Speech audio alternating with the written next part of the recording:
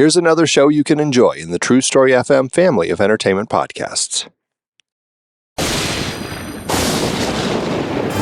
What's up, Supernatural superfans? I'm Chrissy Lenz. And I'm Nate McWhorter. And we're the host of Gank That Drink, a supernatural drinking game podcast. It's the podcast where we make up drinking game rules for a favorite episode of our favorite show, Supernatural. We recap the episode for you and let you know how all the rules played out. Then we let you know the drinking game rules for the next episode, so you can play along. Plus, members get every episode early and ad-free. With some extra bonus content chit-chat at the end of each episode as a member exclusive. So download Gank That Drink, a supernatural drinking game podcast wherever the finest podcasts are available. And or become a member at truestory.fm/gankthatdrink. And when you're out there in the world saving people and hunting things, you know, the family business. Keep the Gank That Drink motto in mind. Be excellent to each other and party on, dudes.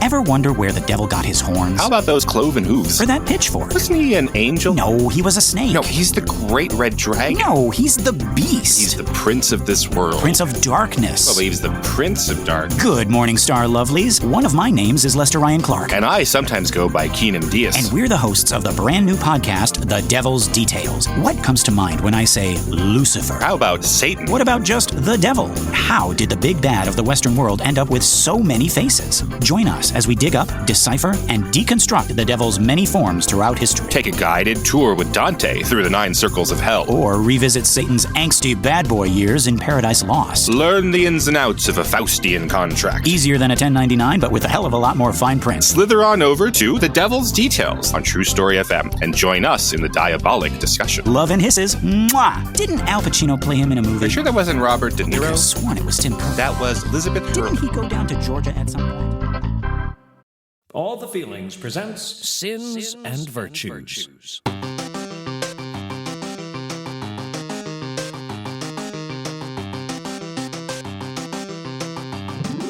This episode... Wrath.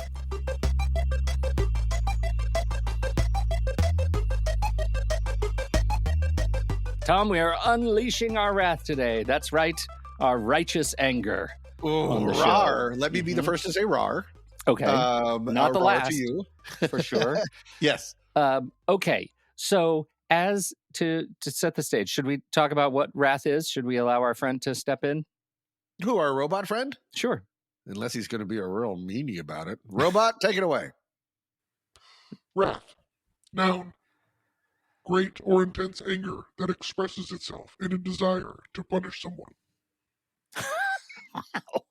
Does it? Always? Well, I was talking to Robot because there's a couple different, sometimes it's just listed as great or intense anger. Mm-hmm. But then the other half of the definitions that I found also say that it involves this almost idea of either revenge or vengeance, that you're so angry you want to take it out physically or mentally on someone. It's not just, you're not sitting in your anger. I think that's just anger. Wrath has to be an outward feeling of you were then taking your anger and making it have ramifications on someone. So that's why Robot decided to go with the longer definition. Okay. All right. Because otherwise I think it's just really, really, really angry. And we don't have a word for that. Well, this is what, so of course I'm thinking about we're doing sins and virtues this season. Why is wrath one of the 7 deadly sins? And I think this is interesting, especially in the context of the 7 deadly sins specifically, because we've kind of talked about this a little bit around the edges. Why was it at its earliest considered a sin? Because when left unchecked, it can lead to various harmful and other destructive behaviors, right? So wrath itself might be okay right up until the moment that it leads to violence and physical harm against others, or holding like severe grudges, harboring resentment, or seeking revenge. Vengeance is a real negative outcome of wrath. Right.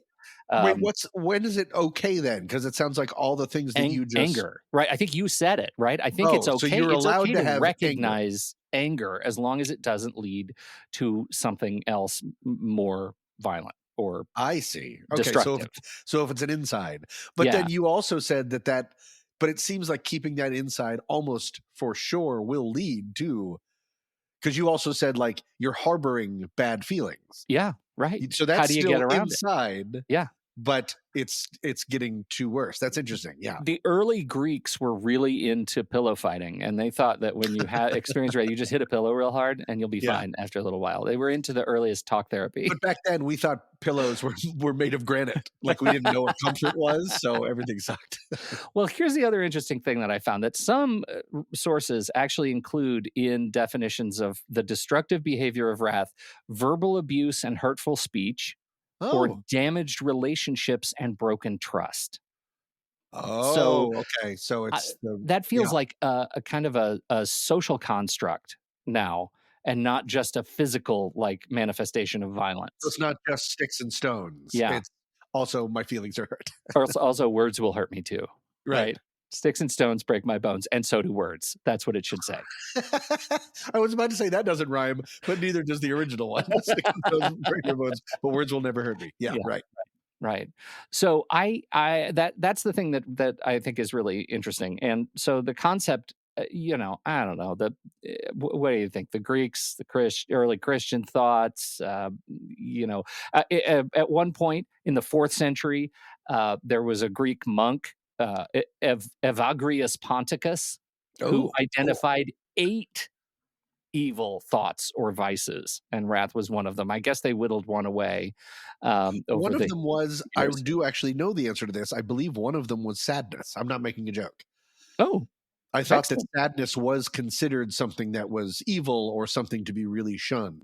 Mm-hmm. And then Fascinating. now then it has become the status quo. Yeah, status quo. Well, okay. That's where I found myself really getting sidetracked about this whole thing. Because, we talk about all the history of rap. Yes, it was 7 deadly sins, and the Greeks and the Romans threw people at lions as an exercise of catharsis. But really, I'm interested in pop culture, right? Okay. I'm interested in why we humans have such a satisfaction or find such satisfaction in seeing stories of wrath on screen and in books. Why is Patrick Bateman one of my favorite literary characters? Why do we love John Wick seeking such retribution because of the dog? Why is that important to us? What do you think? Well, I think it's 2 separate things, because I was about to ask, do you mean wrath or do you mean vengeance or revenge? Mm-hmm. Retribution, because that seems pretty, because that's like Kill Bill, like all of the John Wick series is based on you did me wrong and I'm going to do you wrong, Baba Yaga style, 19-fold. But the opposite is true too, because he's an exercise in vengeance, but the people he's fighting are just exercises in wrath and violence. Good point. But I guess if you brought up Patrick Bateman from American Psycho, I think it's sort of probably the same reason that we go to see horror movies. It's exploring something that either we are afraid of, or that in horror movies, it's something that we're afraid of and we can sort of explore it safely, go through the steps of death, go through the steps of terror, almost like practice, come out the other side and you're fine, maybe learning something along the way.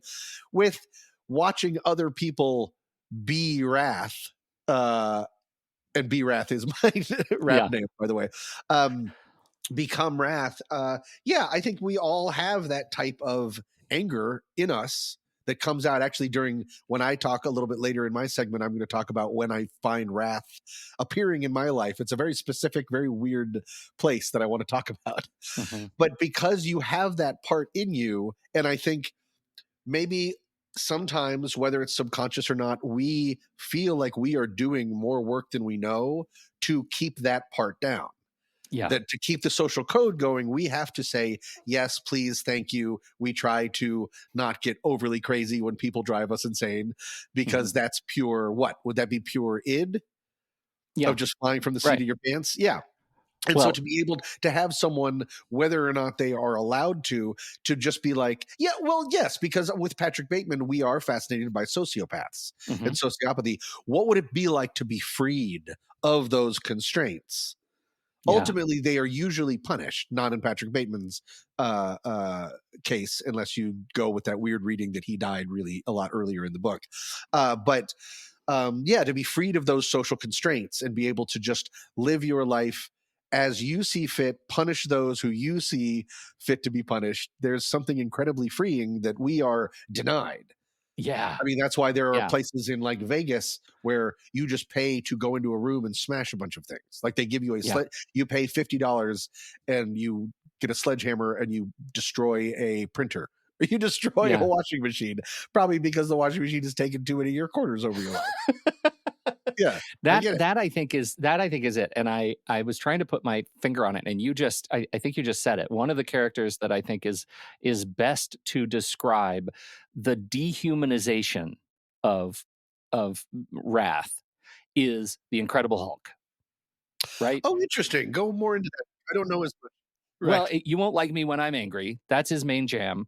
And that I think is the moniker for how we in pop culture look and resonate with Wrath. Like angry people, we don't like them. We don't generally like angry people, even Right. when we see that part of us, that part of them in ourselves.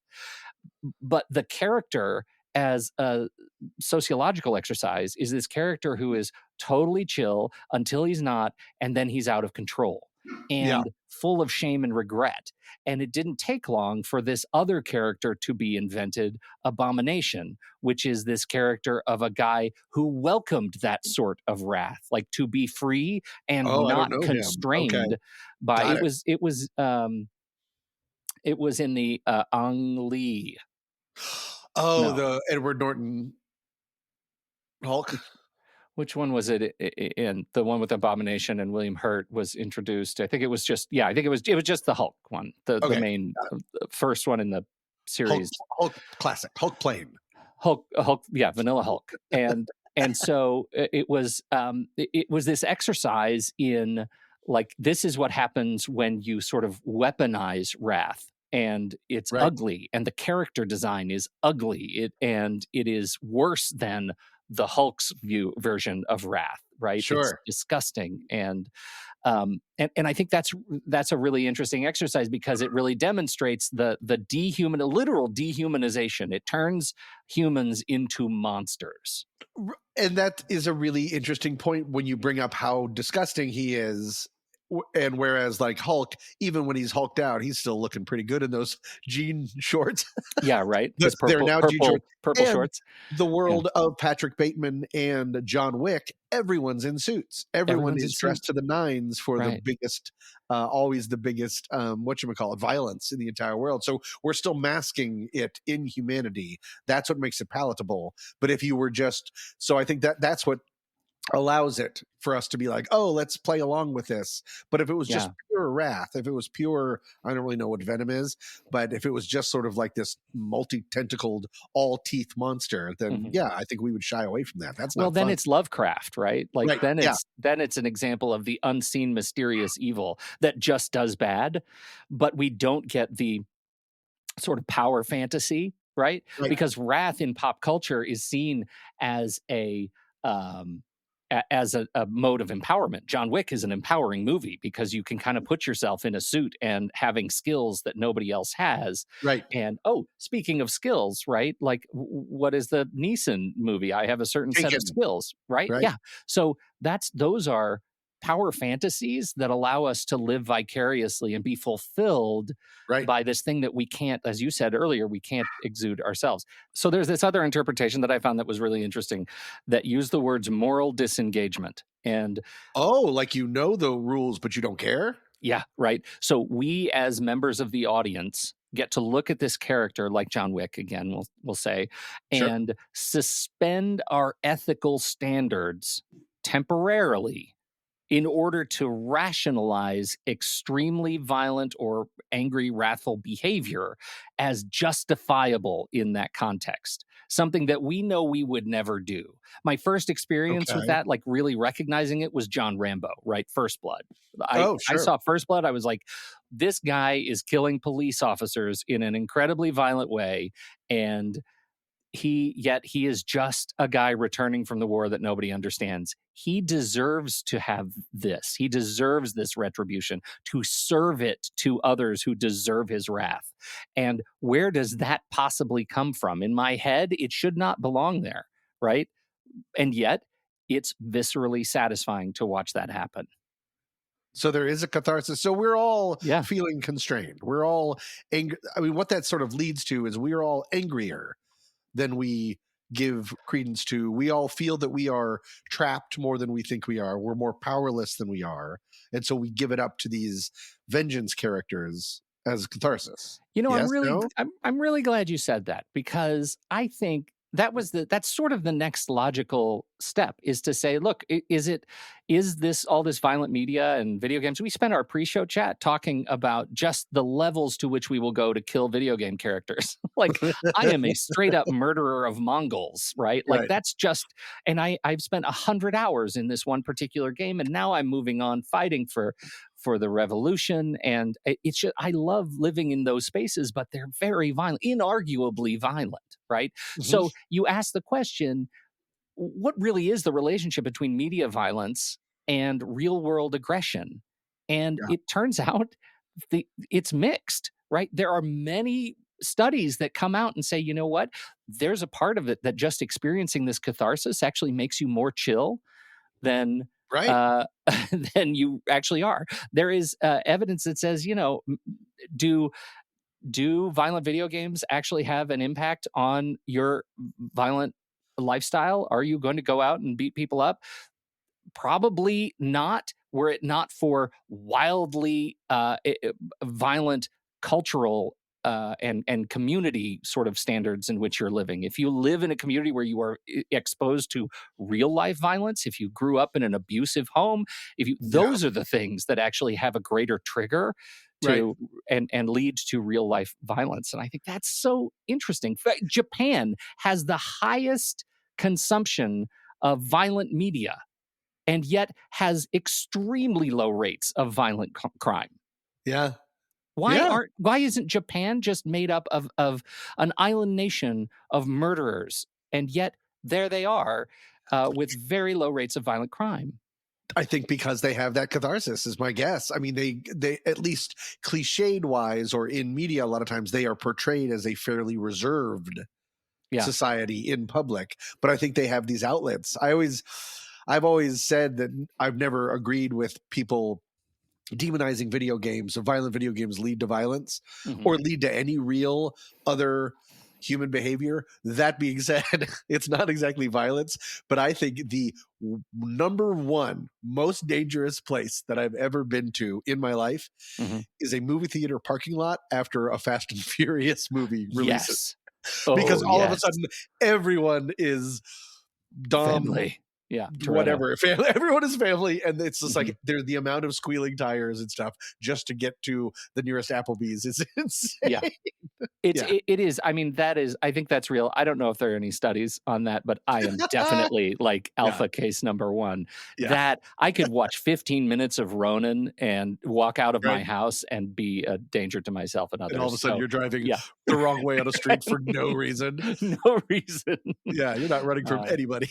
Well, and so I feel like it's, I don't want it to come across like I'm suggesting even a little bit that we should just introduce our young children to more violence in video games and media because it's uncertain. But I think it's disingenuous to present the case that violence in media leads to violence in real life because it's uncertain. We just don't, it's not clear. If it were clear, we would know. And it's not we're demonizing it. It's a we're moral demonizing panic. it. It always has. It's a moral panic. Yeah. So I think it's fascinating, and I'm not going to say I don't want to go play my video game after we talk about this. That's what I've learned, is that talking about wrath just makes me want to go exercise some demons. Yeah, I don't know what that's like. And then cut to me outside just punching a tree. Just over and over again. Tom's doing great. Tom's jaw is locked on some bark around a tree.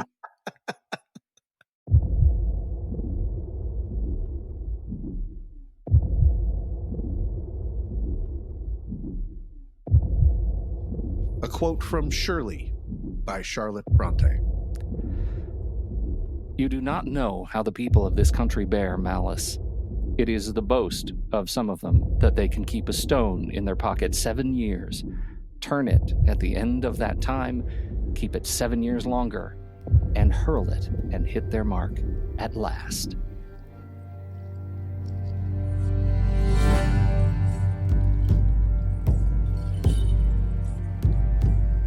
Throughout history, wrath has made men and women do terrible things to their opponents. And sometimes said wrath can backfire onto the very person that sought vengeance in the first place. They say that revenge is a dish best served cold. And in the case of Viking Earl Sigurd the Mighty, it was also best served on horseback. Around 892 CE, Sigurd Eysteinsson, or Sigurd the Mighty, was the famed Viking leader of what is now northern Scotland. Keeping hold of the Scottish mainland was a difficult task, and he was challenged by many opponents for his earldom. One of his strongest opponents was Maelbrigd, also known by the significantly less impressive nickname Maelbrigd the Buck-toothed. Having grown weary of Sigurd's constant attacks near the modern-day land of Inverness, where Colin Farrell's Banshees lived in that one movie, Buck-toothed Mael decided to fight things out the honorable way. Mael and Sigurd would meet on the battlefield, each with 40 men.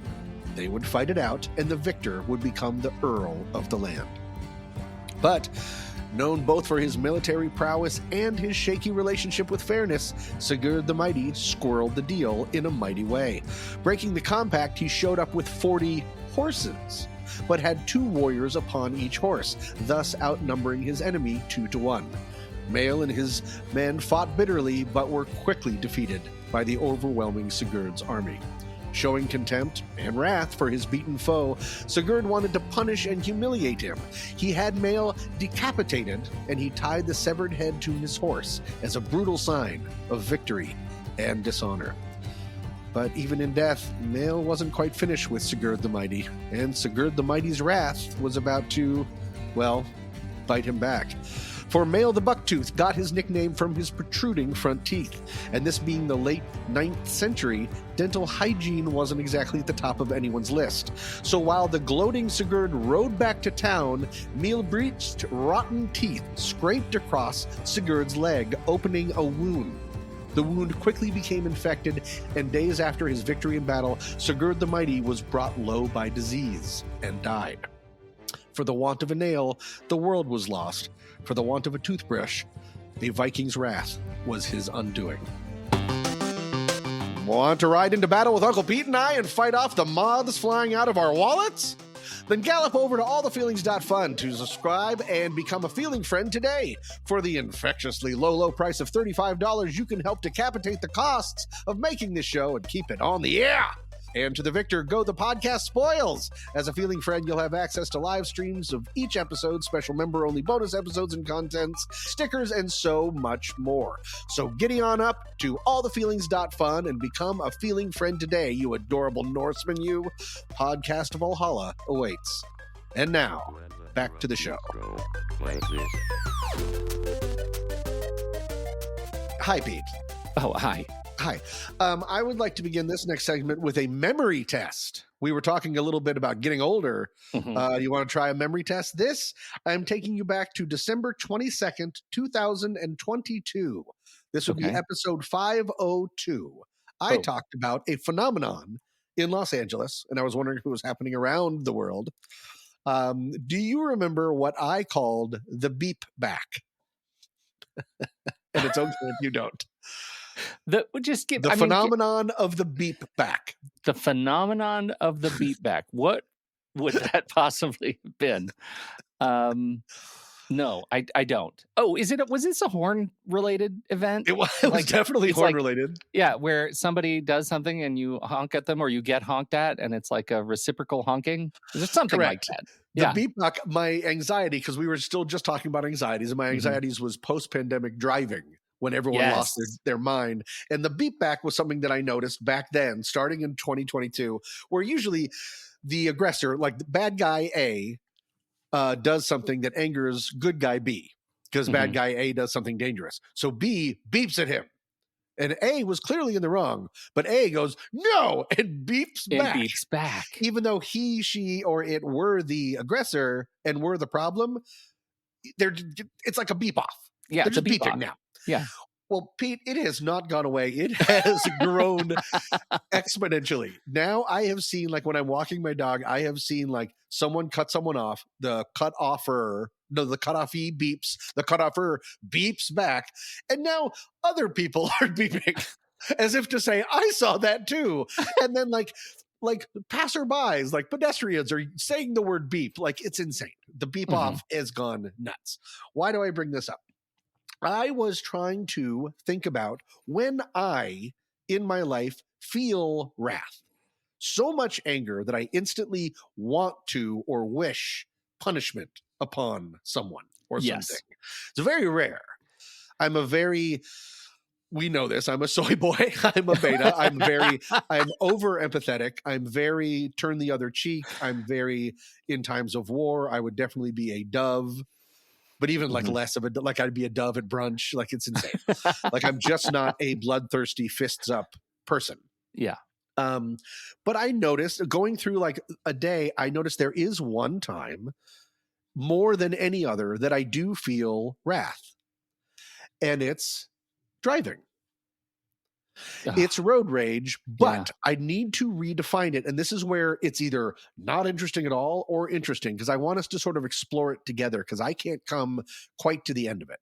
Or maybe what I'm describing is the definition of wrath and how it works. And I just have trouble figuring it out, because I've always, since I started driving, I always had this wish that I had a superpower.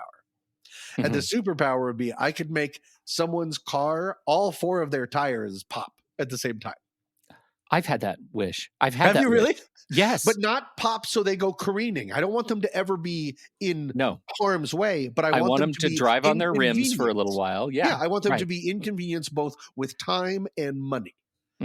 The only time I ever feel that involves cars that I can remember. And I lead a pretty sheltered life. If I had friends that were being threatened, of course, I would... I do have like a sledgehammer and a lot of guns under my kitchen floor. Yeah, like they're ready to come out anytime, Wick style.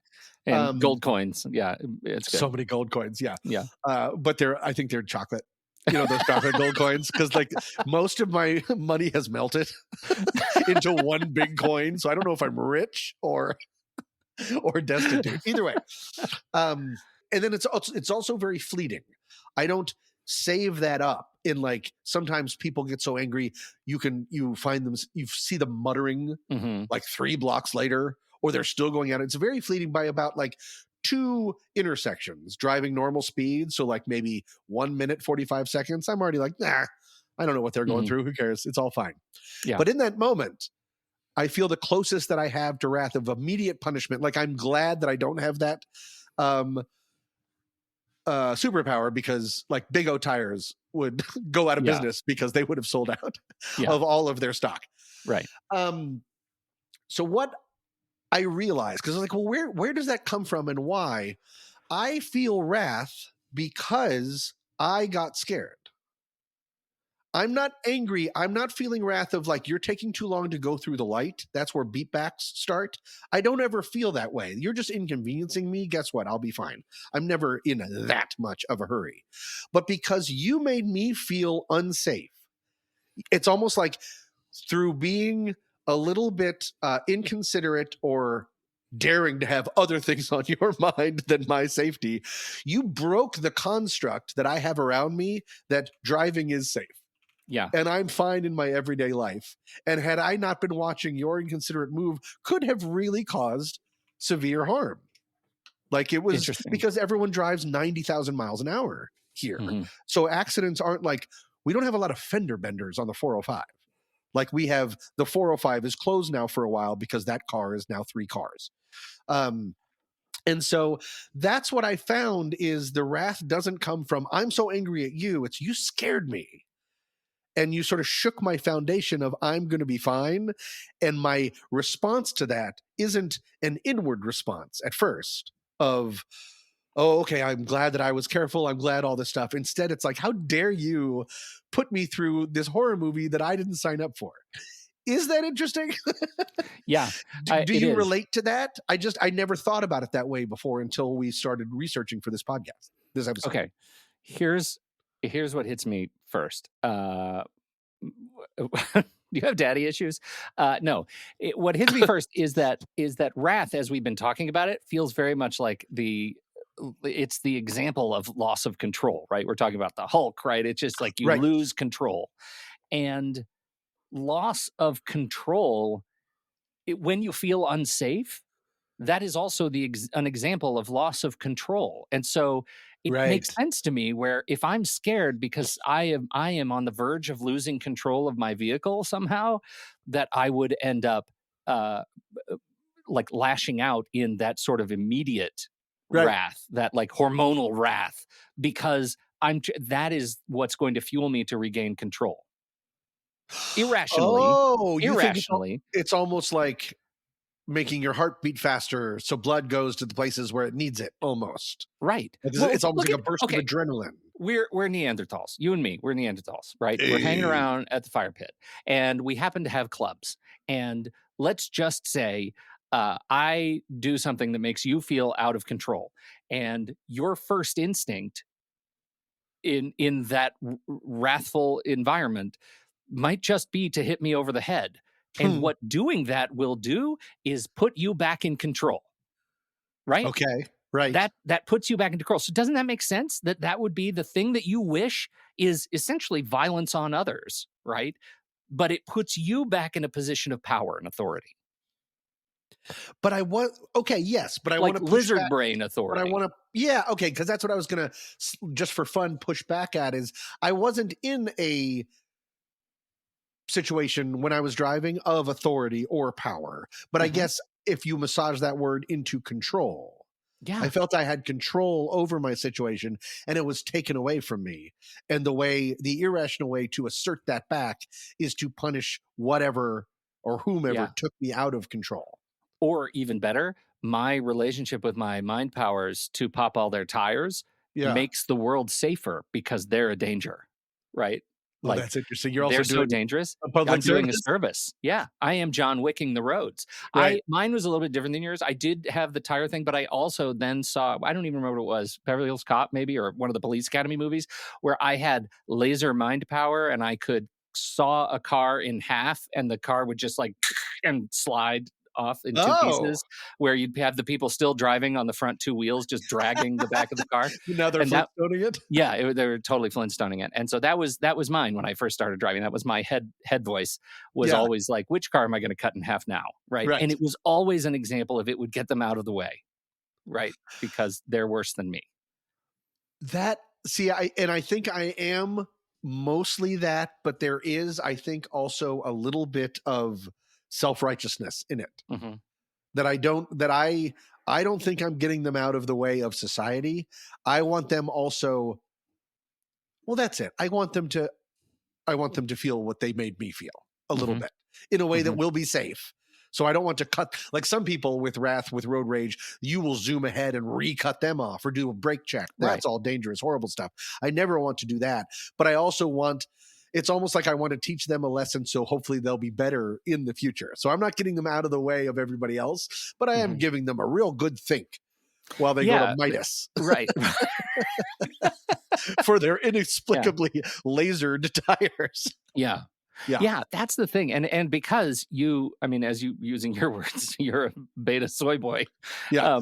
Like yours, it ends in the mind. But I think you're right to call out when that lack of control drives you to regain real practical in-world control and do stupid things. That's where I feel lucky that there is a natural barrier for me Yeah. to do that. I don't, and it's not like, oh, if I only could. Like, I just don't have any interest in it. And I think that's just how I was brought up, or I'm just try to lead a naturally conflict life. I don't enjoy that type of adrenaline. And I'm still trying to calm down from the adrenaline of almost running into your car. The another car related thing that when I wasn't driving, another time that I felt wrath in much the same way, I was walking Foster, and this would be winter because it was night. Those two things that makes sense if you know when I walk Foster. Oh, it's night. It must be winter. Now we're back to those cavemen guys we were a second ago. It doesn't understand. No, it's because of when I walk Foster, because of California. If I walk them at the same time throughout the year, sometimes it's dark, sometimes it's light. Either way, I was walking, and I had like my flashing lights and a flashlight, and he has a reflective collar, and we were crossing the street. And a woman, not going too fast, but just sort of rolled through a stop sign and almost into us. And so I hit her car with my hand because I was right in front of her. So I hit my car and I went, hey, and she immediately yelled, I can't see you, which is it was too quick. Yeah. That wasn't the right answer. She had that one locked and loaded. Hey, I can't see you. Well, you clearly you sort of can. That's how this goes. And she was like, I can't see you. And I said, you don't need to see me. There's a stop sign. She goes, I did stop. And I said, bah! And I walked away. But isn't that act of slapping the car is the act of regaining some control? Correct. Yes. And it was also, I mean, because one could see it at the base level of I needed to shock her into stopping because she was going too fast for us to get ahead of her. But then also, that was my initial, and that's what I would do if I didn't have a superpower that was exploding tires. It would just be go on someone's hood. Did you hear that? Did you hear that little mic sound? I heard it. Yeah, that's it. I just want a little bit of a, hey, you made me feel something like this. If you were the Hulk, you would have crushed her engine, and that would have been equally satisfying. Exactly. Yeah. You won't like me when I'm walking my dog. This is the interesting thing. Like when we talked about Confucianism last week, I think we were talking about humility, I think, and we were talking about Confucianism and like Eastern cultural thoughts on wrath. And so much of that is around control and harmony, and wrath leads to disharmony. Right. And so that's one of the reasons I think, going back to what we talked about early on about Japan having one of the lowest violent crime statistics, and yet a lot of violent media. Their movies are crazy.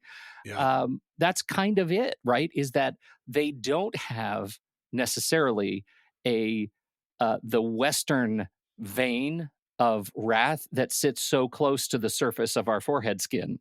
Right. It's maybe buried deeper. Right. Yeah. Like that it's put away because of thousands of years of history, of cultural history, where they adapt to this emphasis on shame over guilt and how wrath is perceived and honor and face and all of those sort of concepts that we don't have. We are okay.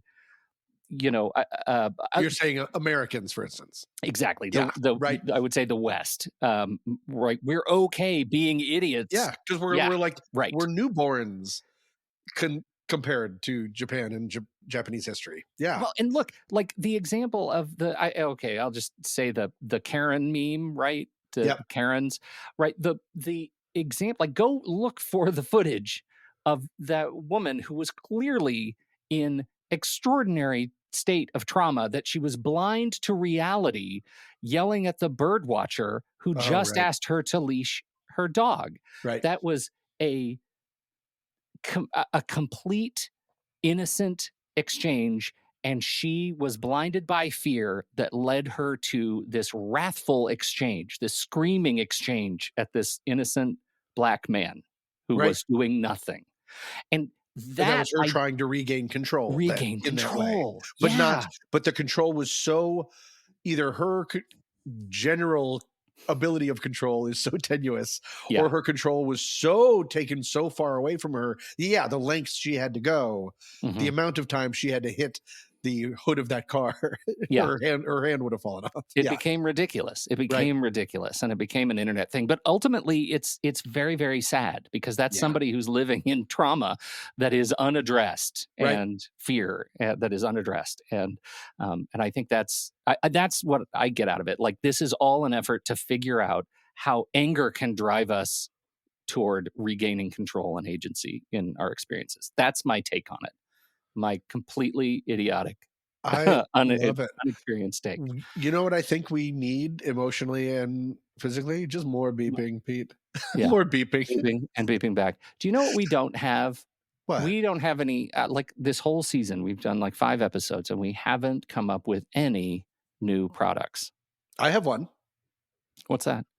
It's the All the Feelings emotional spike strip that you are able to, through the power of your mind, throw out a thorned metal thing that destroys everyone's emotional tires and makes them all stop in their tracks and roll to the side of their emotional road. Okay. I'm just going to say, as a teaser, we're going to have a post-show chat today.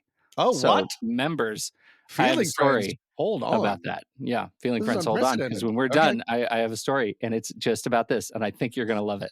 Okay. I think you're going to love it. Okay. But for the free feed, how do we end this segment? Oh, we say, sorry, sorry. Please control your wrath by becoming a feeling friend. And until Today. then, beep, beep, we still love you.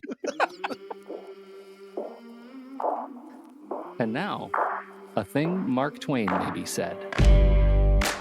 Anger is an acid that can do more harm to the vessel in which it is stored than to anything onto which it is poured.